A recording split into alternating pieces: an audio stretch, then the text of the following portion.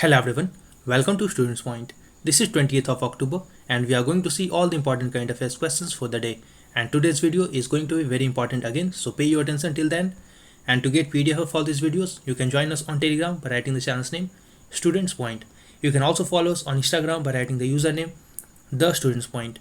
And if you are finding this video useful, then don't forget to like the video and do share the video with your friends and loved ones. Also, don't forget to press the subscribe button and the bell icon to receive the notification at the earliest so that you never miss any opportunity to learn and grow every day. Now, here's the question for the day, and everyone has to answer this question in the comment section. The question is, what is the rank of India in the Global Hunger Index 2020? These are the options. Read the options carefully and then answer. Let's begin the first question. The first of the Seaplane Services will be inaugurated in, it will be inaugurated in the state of Gujarat. So here D is the right answer. The seaplanes can fly and can float on waters as well, and the services are going to be inaugurated on 31st of October in Gujarat, which is the birth anniversary of Sardar Vallabhbhai Patel, and this will be the first of the 5 seaplane services connecting Sabarmati River in Ahmedabad to the Statue of Unity in Kevadia in Narmada district. And the other spots of the seaplane services include Dharoi Dam in Mehsana district to connect Ambaji and Satluja Dam in Palitana of Bhavnagar district, as well as Tapi in the next phase. The first seaplane project of the country is part of directive of Union Ministry of Civil Aviation. Following this directive of Ministry of Civil Aviation, Airports Authority of India requested several states to prepare a proposal for the potential locations for setting up of these water aerodromes to boost tourism sector.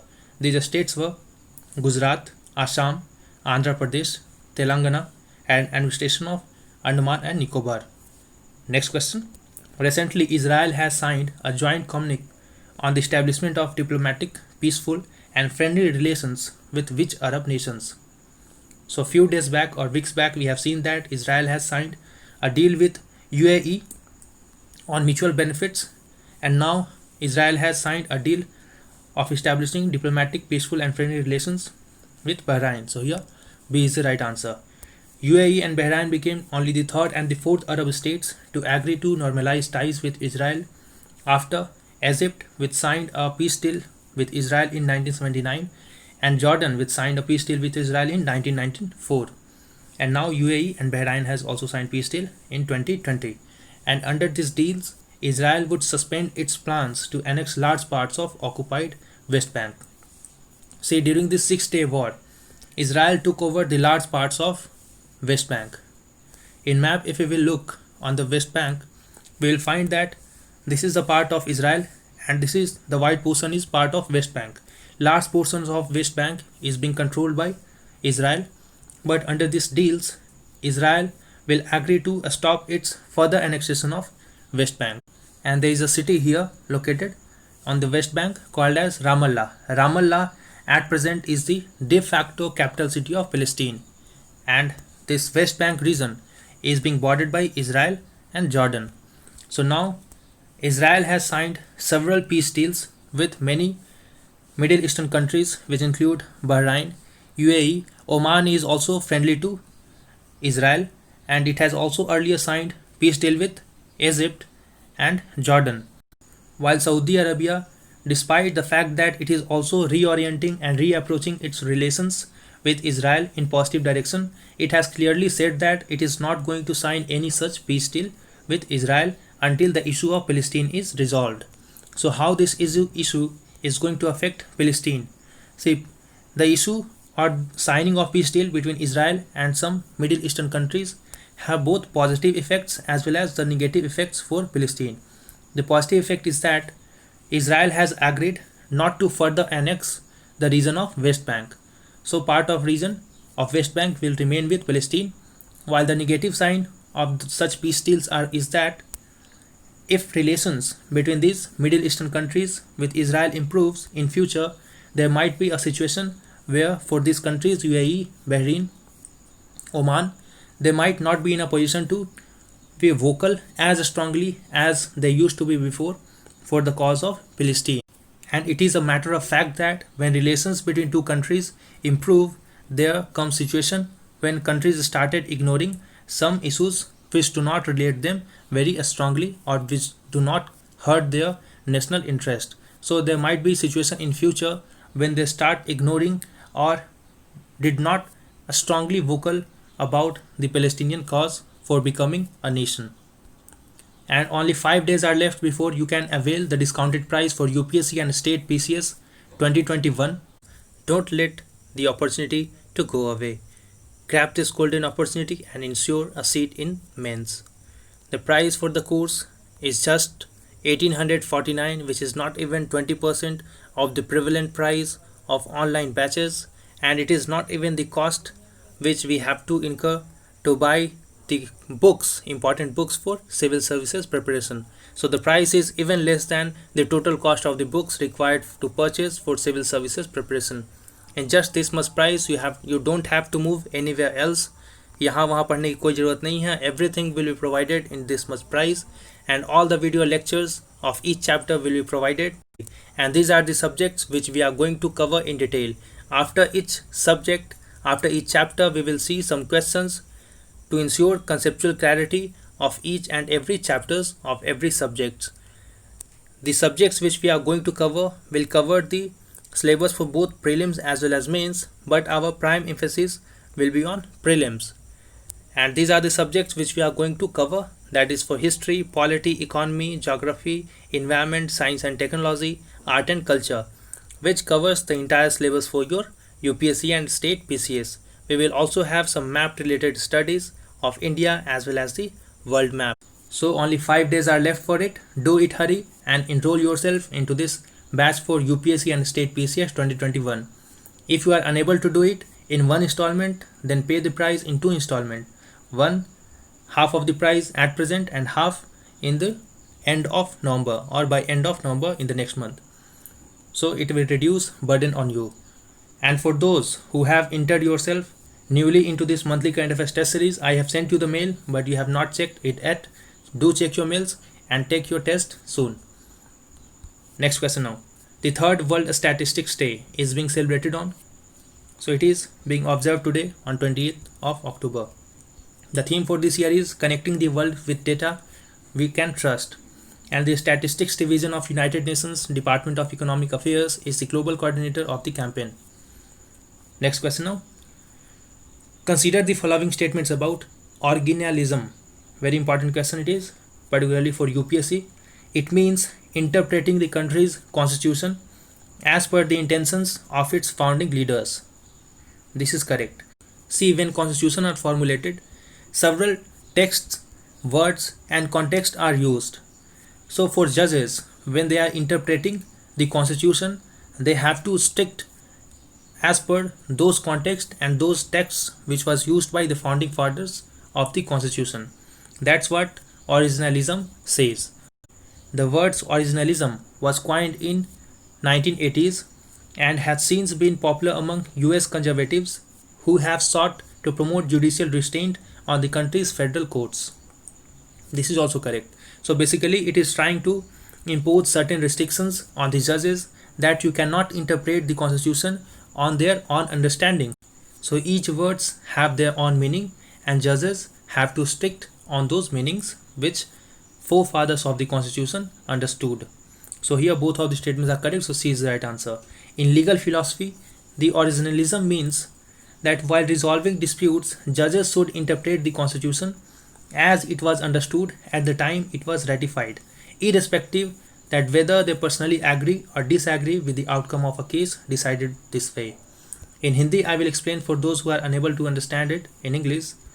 See, it is simply saying that अगर कभी dispute होता है on the matter of the meaning of the constitution, then in that case judges को self described meaning नहीं लाना है for any words to interpret the constitution, but उन्हें वही meaning बताना है जो forefathers of the constitution और the makers of the constitution ने समझकर उस वर्ड का यूज़ किया था कॉन्स्टिट्यूशन में. मतलब आपको खुद से कोई मीनिंग इंटरप्रेट नहीं करना है कॉन्स्टिट्यूशन के लिए, आपको उन्हीं मीनिंग्स पे स्टिक करना है जो फोर फादर्स या मेकर्स ऑफ कॉन्स्टिट्यूशन के लिए उन वर्ड्स की मीनिंग थी. वाइल इसके अपोजिशन में there is one more philosophy called as living constitution और modernism. What is it?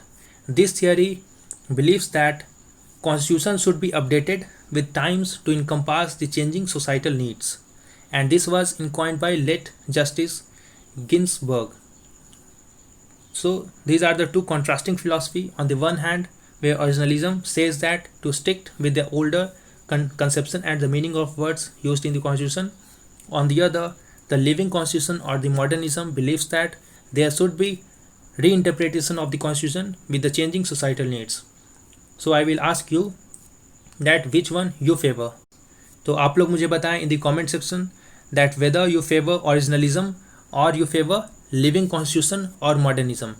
In which side you believe more, let me know in the comment section today. And why news? Because US Supreme Court nominee Coney Barrett, who is widely expected to be confirmed by Republican lawmakers before November 3rd election, has described originalism as a legal philosophy. Next question now. How many states and union territories have been selected recently by the Sports Ministry for upgradation to Khelo India State Center for Excellence? So there are total 9 states and UTs which have been selected for upgradation of their Khelo India infrastructure centers, and these states and UTs include Andhra Pradesh, Chhattisgarh, Chandigarh, Goa, Haryana, Himachal Pradesh, Puducherry, Tripura and Jammu and Kashmir. The centers were selected based on their past performances, quality of infrastructure, management and sports culture in the state. Next question. Recently, Ghar Tak Fibre scheme has been launched recently in the state of Bihar. So here C is the right answer. It aims to connect all 45,945 villages of Bihar with high-speed optical fiber internet by 31st of March 2021. And under this scheme, Bihar has to provide at least 5 fiber to home connections per village and at least 1 Wi-Fi hotspots per village. The scheme will be implemented by Ministry of Electronics and Information Technology, and according to TRI's report, only 30.35% of Bihar's population has internet connectivity, and which is much below India's population connectivity of 55%. So if we find the average of internet connectivity in India, then it is 55%, while the average, if we calculate the average of urban and rural areas, the connectivity remains 30.35% in Bihar. And Bihar also has the lowest urban internet subscribers, amounting to just 73.26% of the urban population, while in other states like in Andhra Pradesh, it has more than 90%, and even in comparable states like West Bengal, MP, the internet subscribers for urban population is more than 90%, while Bihar, in it is just 73.26% of the urban population. Next question now. Indo-Pacific humpbacked dolphin or the pink dolphin has recently been seen in Pearl River estuary. So here C is the right answer. This Pearl River estuary include Hong Kong, Macau, as well as the mainland Chinese cities of Shenzhen, Guangzhou and Dongguan. And the Pearl River flows into the South China Sea. Its delta is one of the world's most densely urbanized, heavily industrialized and busiest shipping lanes on earth. This is the Pearl River estuary. See, here Hong Kong is located, here Macau, Zhuhai, Shenzhen, Duanggung. So most of the important cities are located in this Pearl River estuary. And this is the pink dolphin which have been recently seen here. Chinese white dolphin or pink dolphin. So it is also called as Chinese white dolphin. These are found in coastal waters from central China southward throughout the Southeast Asia and westward to the Bay of Bengal, with the highest densities in and around estuaries. Estuaries you must be aware of. What is it? It is the place where fresh water enters into the saline or brackish water. And IUCN status of this Chinese white dolphin or the pink dolphin is vulnerable.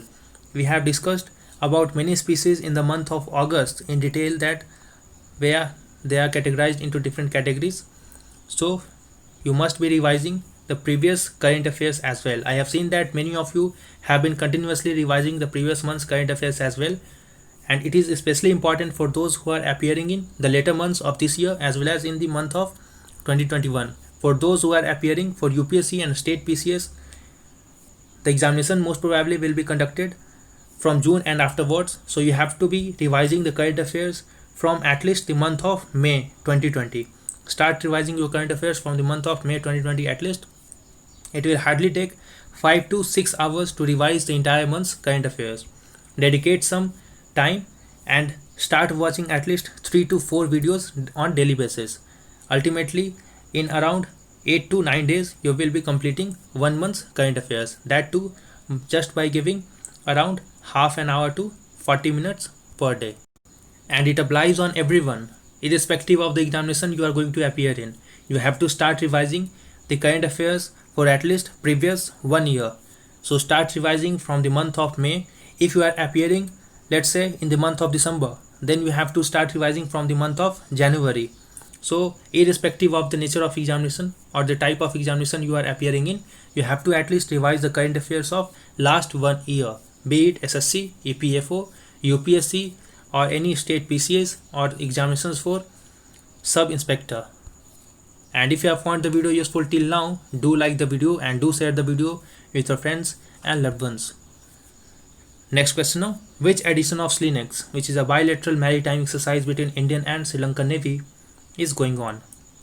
So it has begun last day on 19th of October and it is the 8th SLINEX or Sri Lanka India Navy exercise. This exercise is being scheduled in Trincomalee, Mali in Sri Lanka, and it will last till 21st of October. The previous edition of SLINEX was conducted in Visakhapatnam in India in September 2019. And SLINEX 20 aims to enhance interoperability between navies of both these countries and improve mutual understanding, exchange the best practices and procedures for multifaceted maritime operations between both navies. So I hope you find the video useful. Do like and do share the video, subscribe and press the bell icon. Wait for the upcoming video. Until then, stay safe and thanks for watching.